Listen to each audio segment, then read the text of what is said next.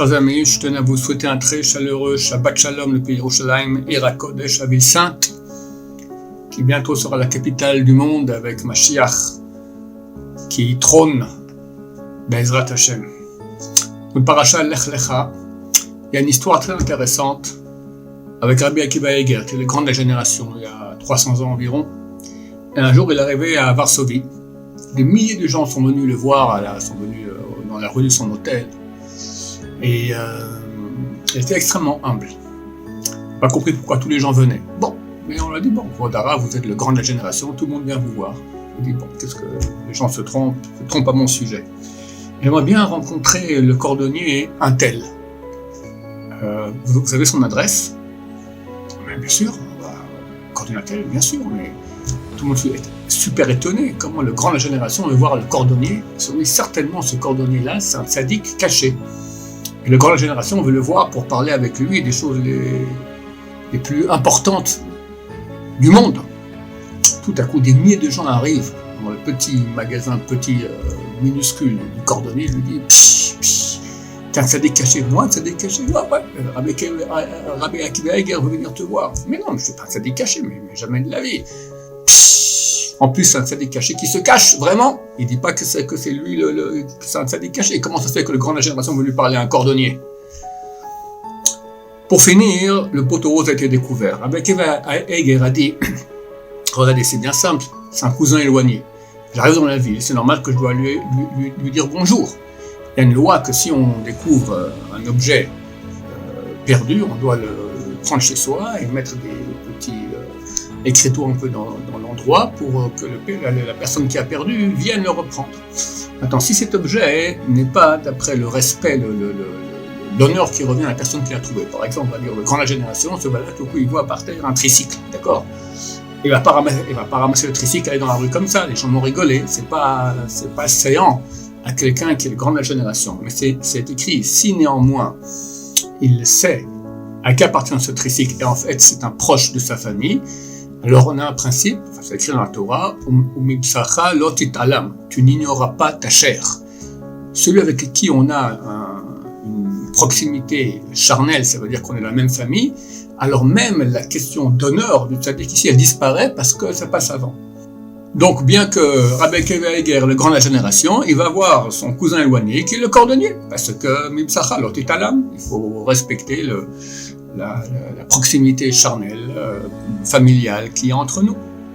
De même dans le parasha, Avraham Avinu se sépare de Lot.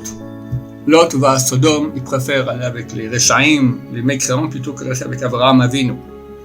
Et pour finir, il est kidnappé par les 4 rois, et Avraham Avinu part en guerre, seul ou avec 318 hommes, contre 4 armées qui sont super puissantes, qui ont vaincu il y a quelques jours 5 rois, 5 armées. Abraham, c'est écrit dans le Midrash qu'il était prêt à mourir dans cette guerre-là. Tout cela pourquoi? Pour sauver son neveu. Mais ton neveu, il t'a quitté. Il était un mécréant. Il préférait aller avec les gens de Sodome. Oui, même c'est mon neveu, je dois tout faire pour le sauver. Regardez, chers amis, à quel point.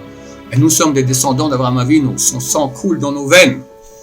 Combien tout le monde parle aujourd'hui beaucoup d'unité. Baruch Hashem, c'est fantastique. Il y a une unité dans le peuple d'Israël que moi je ne me souviens pas, qu'il y a eu depuis, j'ai 63 ans, je ne me souviens pas qu'il y ait une fois autant d'unité. Mais il faut bien mettre l'accent sur le point le plus important dans cette unité. Il y en a qui vont envoyer de la nourriture aux soldats, beaucoup prient, beaucoup font tchouva, fantastique. Mais est-ce que tu as fait maintenant la paix avec ton cousin, avec ta belle-mère, avec ton beau-père, avec ton beau-frère, avec ton gendre, avec ta belle-fille, d'accord? C'est là le point essentiel.